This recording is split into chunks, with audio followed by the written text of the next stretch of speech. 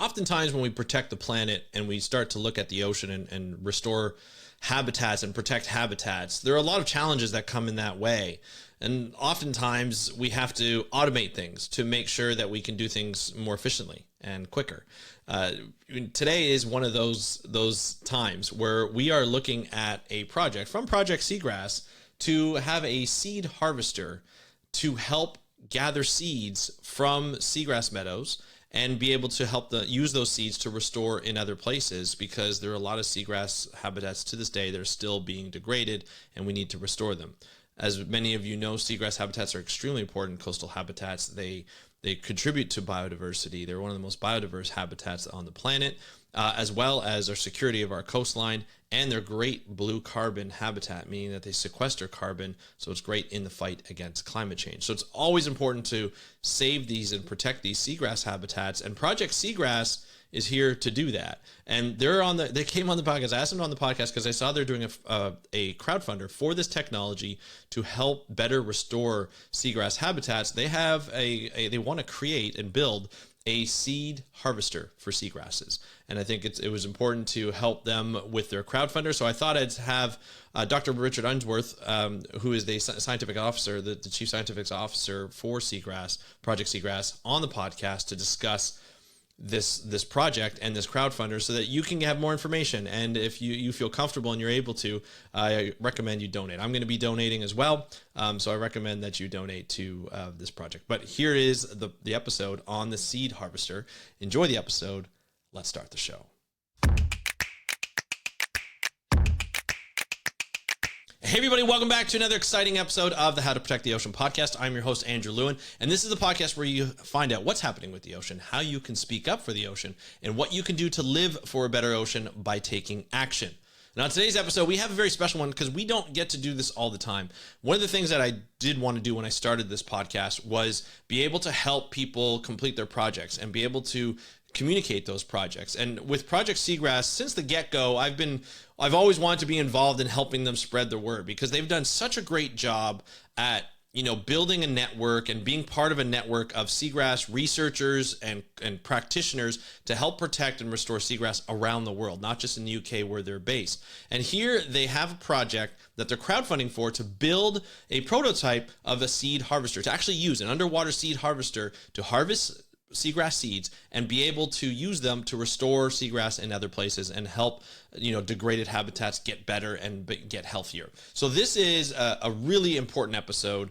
I'm not going to do much of an intro today. My big call to action today is, if you can and you're able to donate, please go to the link in the show notes or in the description, depending on where you're watching this or listening to this, and feel free to donate. They have about 10 days left as of posting this recording, and it's really important that you do. So I appreciate anybody who does this. Here's the interview with Dr. Richard Unsworth talking about the underwater seed harvester to restore seagrasses. Enjoy, and we'll talk to you after. Hey, Richard, welcome to the How to Protect the Ocean podcast. Are you ready to talk about seagrass? Yes, always happy to talk seagrass, and lovely to be back on this show. We chatted a few years ago, and it's nice to catch up again to talk about some of the more novel things that we're up to. Absolutely. I can't wait to talk about this project. We're going to be talking about a crowdfunding project that Project Seagrass is putting on. It is called Underwater Sea Harvester to restore seagrass. This is something that's pretty innovative. Has there been anything like this that you've seen before? Well, yes, there has. To be honest, we didn't lead the way here. The Virginia Institute of Marine Science actually led the way with something like this 20 years ago. They built a sort of a prototype system where they were working in very, very sheltered and consistently shallow habitats, and they were able to do something with a little bit more of a sort of a more simple mechanism, and we couldn't facilitate that. So because we're working slightly different, less stable conditions, so we're building on their progress essentially.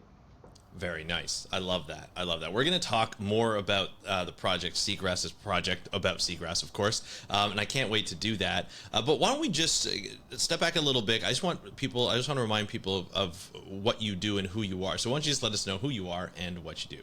So I'm Richard Unsworth, Associate Professor at Swansea University, but I'm also the Chief Science Officer for Project Seagrass. So Project Seagrass is the only internationally focused charity that's completely dedicated to saving the world's seagrass. That's all we do. We do research, we do conservation, with that broader aim of trying to conserve and bring back these habitats around the world.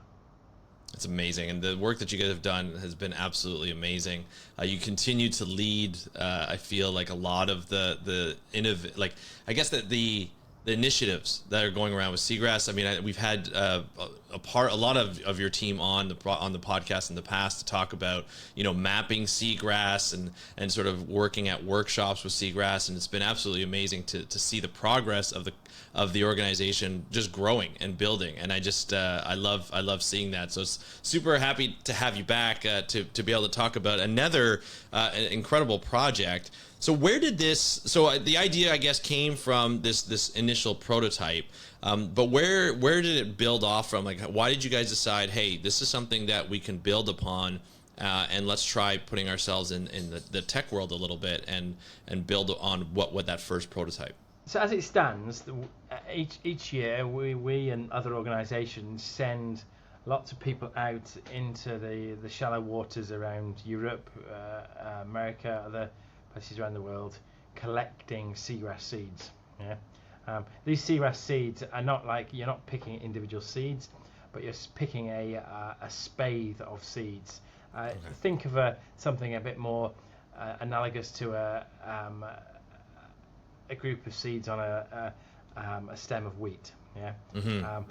So we're picking those reproductive shoots containing those spathes from seagrass meadows in shallow waters for replanting this vital habitat. And sometimes that's people wading in shallow water, sometimes it's people snorkeling, sometimes it's people diving. But the reality here is that it's hard work. There's a lot of effort that goes into collecting these seeds. Managing people is a lot of work, but we're fortunate enough to have a lot of volunteers and people who want to come and help and get involved with that. But still, it means that improving seagrass restoration, making it bigger, is very much dependent upon how many people you can get involved. And you know, there are limitations around that sometimes in terms of safety, in terms of other factors playing into it. So to actually think bigger, we needed to find a way that we could collect these seeds in a more automated, mechanized manner. And obviously the idea of taking some sort of glorified lawnmower to some seagrass to collect some seagrass seeds is quite a horrific idea, but that's right. What we're talking about here. And we looked at the system that had been developed in Virginia, and we spoke with the regulators in Wales, in the UK, about developing something like this. And you know, unsurprisingly, they were pretty much horrified at the idea of us taking a cutting device to seagrass. On one hand, we're saying we need to protect seagrass, and on the other hand, we're saying, can we take a lawnmower to it? So there's a bit of a mismatch there, shall we say. But what we were actually advocating for is having not a lawnmower that cuts the seagrass to really short, but something that basically just gives the seagrass a haircut. And Gotcha. That haircut is a sort of 20 centimetre depth length of seagrass. And the idea here is that particular part of the summer period, you get a huge bloom of these seeds being produced by seagrass. And at a particular time of that period, they'll be floating up into the water column, sticking proudly out. Mm-hmm. And at that point in time, if you can basically give the seagrass a haircut at a particular height, then you'll collect a huge amount of these seagrass seeds. But there's this sort of fear of impacting the seagrass.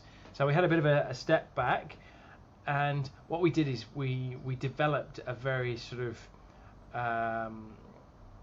basic prototype, shall we call it, of a cutting machine, and we developed with the regulator in Wales, Natural Resources Wales. Together with them, we developed a whole experimental project of like how we could determine whether this thing was going to impact the seagrass or not. So we had a whole load of Transex lines under the water that we set up that were permanently marked, and we had divers going along some of these with a pair of shears cutting the seagrass. We had somewhere we had this sled, this prototype, which was cutting. It didn't operate very well, but it operated enough that we could tow it for 20 meters and cut some seagrass. We compared these different trials against the abundance of natural seagrass that hadn't been impacted. And so we run that program for a couple of years, did it repeat. And what we saw is that there is no impact of that cutter, because basically we're just giving it a haircut.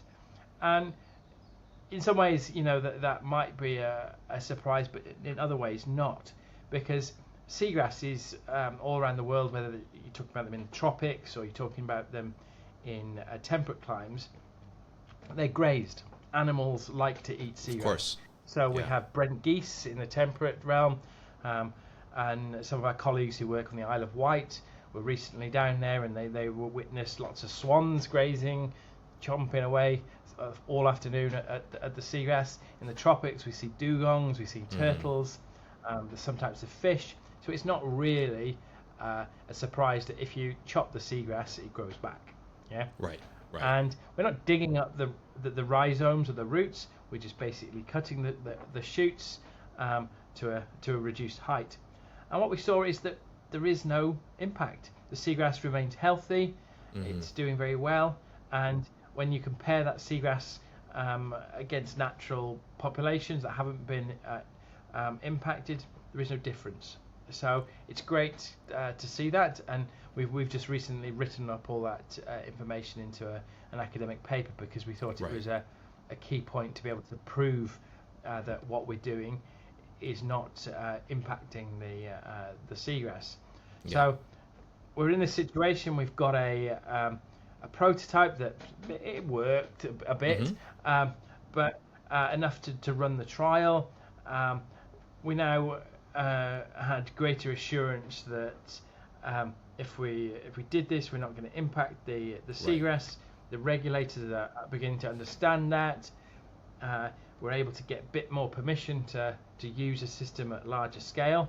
We just need that system, and that's where this project comes in. Yeah, great project. I would imagine the cutting of the seagrass would almost be a bit of like a pruning in a garden, right? Where you're just pruning. You want it to grow back. What are the rates? And I know it's probably different for each species of seagrass, but what are the rates of growth? Like, do they grow back fairly quickly? When you did that study year over year, did you find like the next year the seagrass was already back above the waterline? Oh, the following year there was no difference. And it was even after we'd cut, it was quite difficult to actually see some of the impacts, because as we were taking a blade over the seagrass, a lot of the seagrass has also been pushed down. So we didn't cut it all. Gotcha. And so you don't tend to see even that much of an impact. But new shoots pop up every few weeks.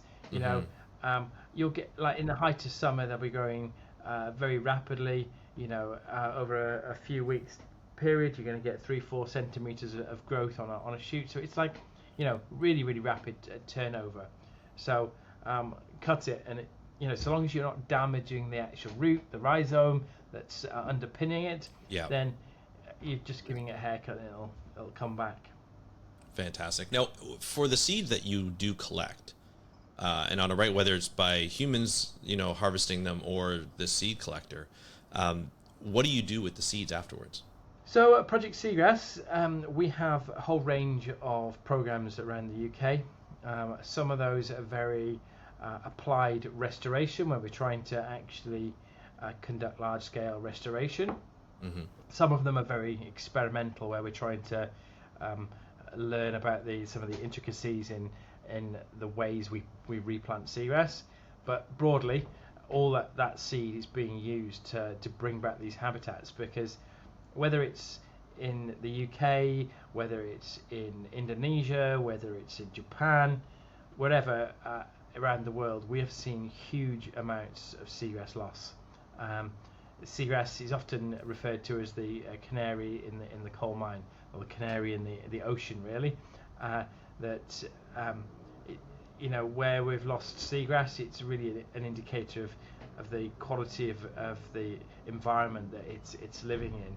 And unfortunately, we've degraded our coasts all around the world, and we continue to do this. It's not Mm-hmm. it's not like just a historic thing, and there was a lot Right. of historic loss, but it's something that is ongoing.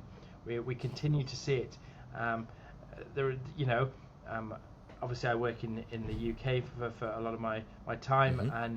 and so there's a lot of focus there. But we see harbours, estuaries where seagrass is declining because of poor water quality. But what we're now doing is we're trying to bring back seagrass in places where the environment has improved. So there's lots of places where it disappeared a long time ago, or the environments have changed in lots of places. Mm-hmm. So just because it was damaged here doesn't mean we can't plant it over there if the environment is right for it now. So we're trying to replant these habitats, bring them back so they can form important fish habitats, support biodiversity, support climate change, all sorts of different factors that seagrasses play into. Yeah, for sure, and which is all admirable. We need seagrass for a lot of different reasons. As we've heard from Project Seagrass before, looking at biodiversity, as it's a huge biodiversity haven for a lot of different species. It's blue carbon habitats as well being used for that. It's just secure, it's good for coastal security as well as feeding other habitats and whatnot. Seagrass is probably one of the most important habitats that we see all over the world, like you mentioned before, temperate and tropical areas, and they definitely need a lot of protection because we don't see them all the time. Probably we don't recognize that they're being disturbed quite a bit and basically degraded. Out of sight, out of mind. Yeah, exactly. Now with this, how much do you anticipate this seagrass harvester to collect? How many seeds, in a day or in a pass? Have you guys had the chance to calculate that or estimate it? It's difficult to get that sort of calculation. Yeah. But broadly, what we do know is that in a healthy seagrass meadow, sometimes you have anywhere between 100 and 10,000 seeds per meter squared. Right. So I think the 10,000 is more at the extreme end, and that's from data in your neck of the woods where people have the seagrass tends to grow a bit bigger and a bit thicker, and it's got huge production of seeds. But we're typically finding over 1,000 seeds per meter squared in the UK, and that means that if we're pulling it over 100 meters squared, then suddenly actually we're getting a lot of seeds, and if we take it over bigger areas, then maybe we're picking up millions of seeds. Right. Obviously, we there's other factors coming into play here. There's other users of those environments, and also we need to be mindful of how we ensure that we don't cut up a load of fish or of course. Different other animals, but there's lots of ways we can do that. But I think that broadly we should be able to collect millions of seeds in a quite rapid manner, and when you're talking about meadows that are sort of over 100 hectares in size, and doing this over a number of transects, it's actually a very small proportion of the area, because you're not going to actually take a cutter to a whole meadow. You're going to put it over a small area of that meadow, and ultimately take a small proportion of the seeds that are present. Absolutely, yeah, and I think that's important for people to know, because these meadows are huge, that when you're in them, and I think that's really important to reiterate. So, it's really great to think that obviously this device will be able to collect so many more seeds, especially when you look at compared to if you have volunteers out grabbing those seeds as well. Plus, a lot less of a disturbance when you have one machine than snorkelers or what have you, people going through the meadows. How is this device used? Is it like by remote control, or is it towed behind a vessel, or how's that used? Yes, it's towed behind a vessel at a sort of half a knot to 1 knot maximum speed, and we've done similar things where we've got other types of sleds that we pull behind a boat, and sometimes what we actually do is we attach the boat to a mooring or anchor it, and basically we winch the boat slowly into that anchor, so we've got a very controlled speed. Yeah. Because that's the challenge, is that if you put the throttle slightly down, or you can kind of just sort of jump it a bit. So the idea of using a sort of an anchor point is a better way of doing it, and then you can just have a very, very slow winching sort of motion.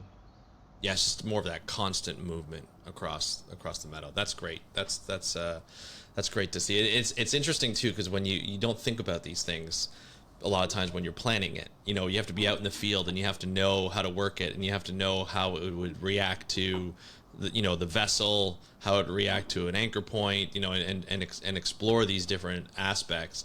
How long, with the prototype that you had, as rough as it was, how long did it take you to kind of figure these things out? How many times were you? I guess this was over a couple of years, right? Yes, and I guess the first time we actually trialed this, it wasn't just the fact that we were putting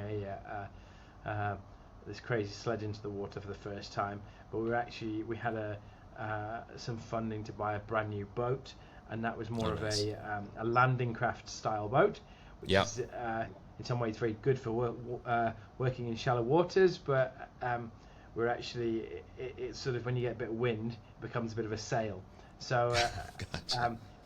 There was lots of trials and tribulations along the way, shall we say. It was we had some lessons learned, but we got there. Got there in the end. But it's with all these sorts of things, if you want to develop something new, you've got to be willing to you've got to break eggs to make an omelette, haven't you?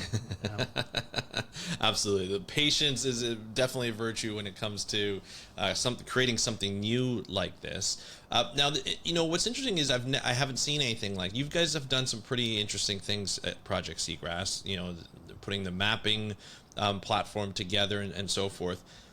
What made you decide to take on this project in itself with a prototype? I mean, does it require, like, did you have somebody who's has an engineering background, or was this something that you've always thought about, always wanted to do? Well, it came out of a project that we were running in another part of Wales, in Milford Haven, where we planted a lot of seagrass, used a lot of volunteers, and we were working quite closely with the charity WWF.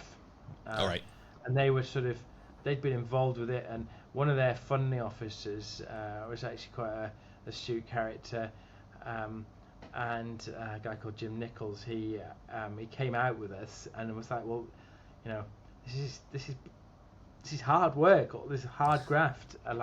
Maybe we could get some funding to have a project that mechanized particular elements, because this isn't the only bit of this story that's we've been trying to mechanize, but by a long road. So we developed a project proposal with him and something called the Garfield Western Foundation. They were great in supporting a project to develop that pilot concept, and we also played with other things, building some sleds to pump seeds into the sediment,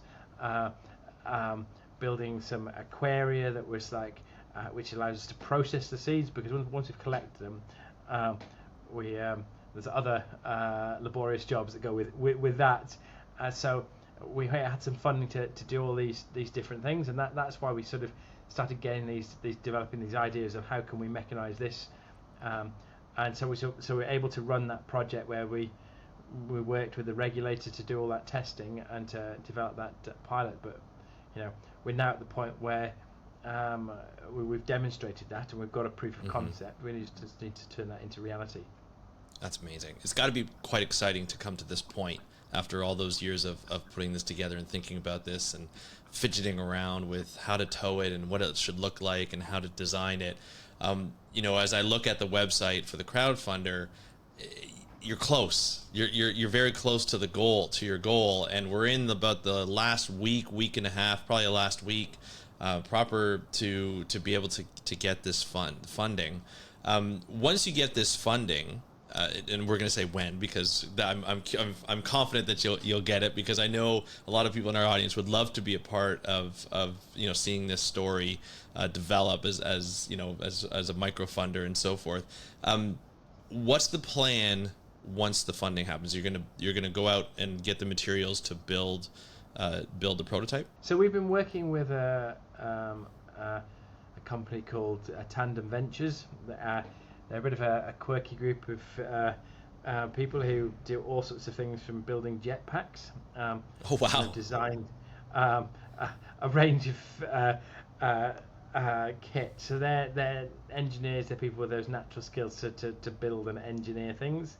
So the aim is to then deliver and try to actually pull this design together, and then next summer ultimately test it.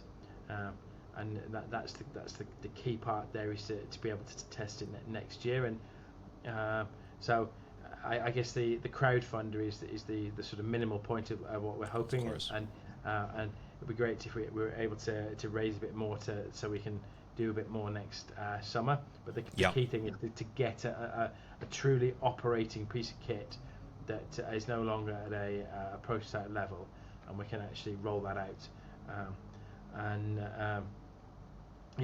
So the person who's been heading up this project within our team, Sam Rees, he's been working with Tandem and developing ideas, and and that's why we've got to this point, that we can actually try and go for this crowdfunder and try and really run it out, because Sam has been playing with all these different bits of kit. It's like we've learned if each different stage, and now we just needed someone with the technical know-how to turn those concepts, ideas, and learning into something that is a reality. That's amazing. That's awesome. Now, once this is built, is there another study that's going to be done year over year to compare with the original prototype and to see the differences, and obviously sort of go through some iterations to make this new prototype even better? Yes, we like that, and that's the need to hopefully go beyond the crowdfunder is the target, so we can actually do a lot more of that comparisons. We can deliver with it, and there'll be fine tuning even when you've got an operational piece of equipment. How we pull it, and all the different things that will come up, and to be able to do pull a tow over a long distance. We would need to do assessment work on that first, so we don't ram it over a rock, and That's true. sorts of things. So we have to do bits and pieces like that. But it's that's the broader aim, is to be able to refine it and work with it and then use it in other places, and that's important, because there's other jurisdictions just within the UK where some of the regulators are a little more suspicious than others, and a little bit more embracing. So there's some room for trying to work with those guys. But there's other researchers around Europe, about North America, other parts of the world who might be interested to have a go and use something like this. So who knows where it'll go? But our broader aim as an organisation is to save the world's seagrass, but that's something that's a very long-term goal, and that's something that we don't do alone.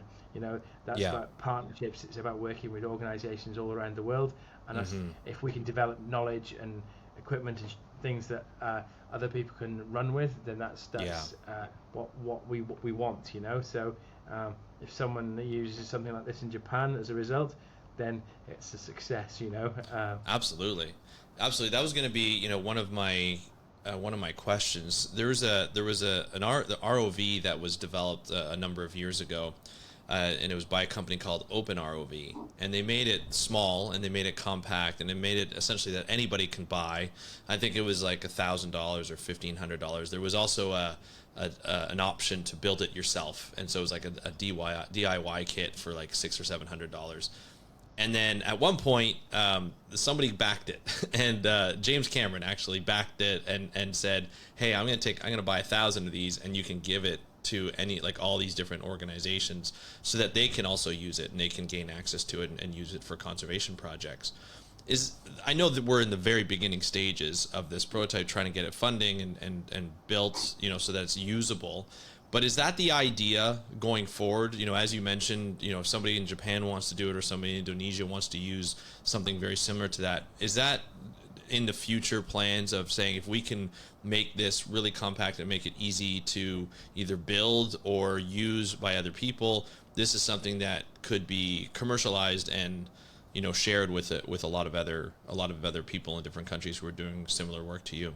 I don't think we'd want to commercialize it per se, because I don't think that we're a charity. We wouldn't be trying to. Of course, of course. Sorry, ourselves. But if we could share it with others, then yes, absolutely. And one of our big things is about knowledge sharing, and it's important that as scientists you write things up, you share it, and it doesn't matter sometimes whether that's a success or a failure. You need to share it, and we'd love to be able to give it to others. It won't be a global tool, because seagrasses in some parts of the world don't grow in the same way that you can collect the seeds in this manner. So a lot of the tropical seagrasses don't produce seed in the same way, so it's gotcha. It wouldn't necessarily equate, but both northern and southern temperate regions, there's a lot of seagrass where they're growing in a similar way. So I think there's opportunities there for sure. Right. And Zophyra marina, known as eelgrass, which is what we're focusing it on, is across the entire northern hemisphere. Yeah. So it's pretty prolific around the world. So it's got a huge applicability. Very nice. Now I have to ask. I mean, I know this project is a serious project you've been working on for quite some time, but you're at this stage.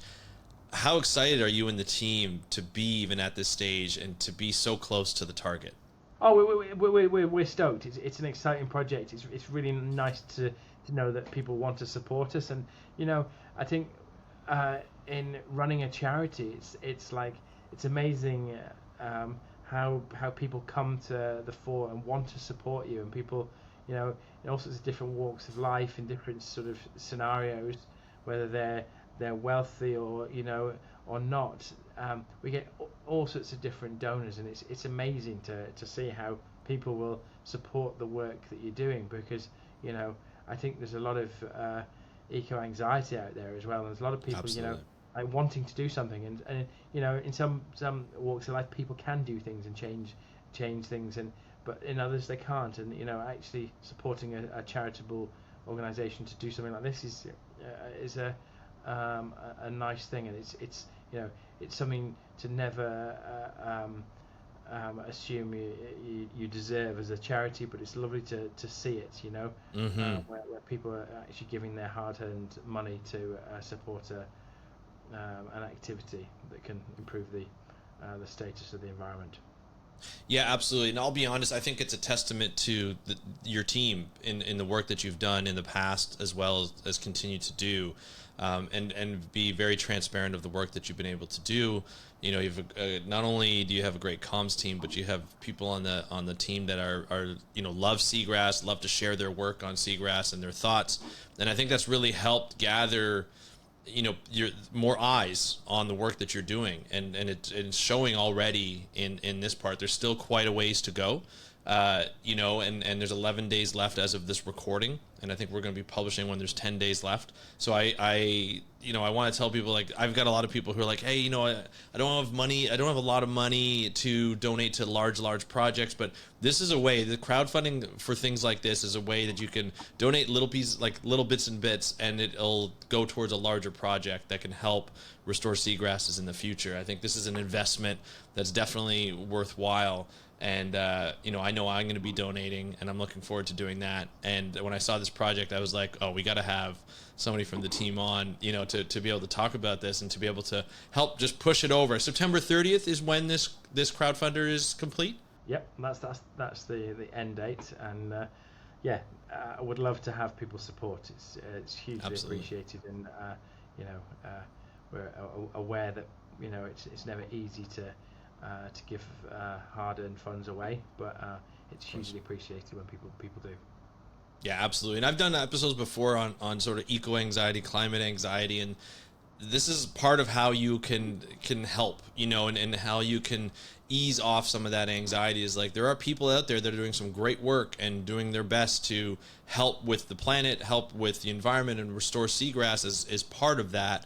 As I mentioned at the beginning, it's great as a habitat for biodiversity, as well as a blue carbon habitat to help sequester carbon out of the atmosphere. And so this is going to be an important investment into our future. So I highly recommend people to donate.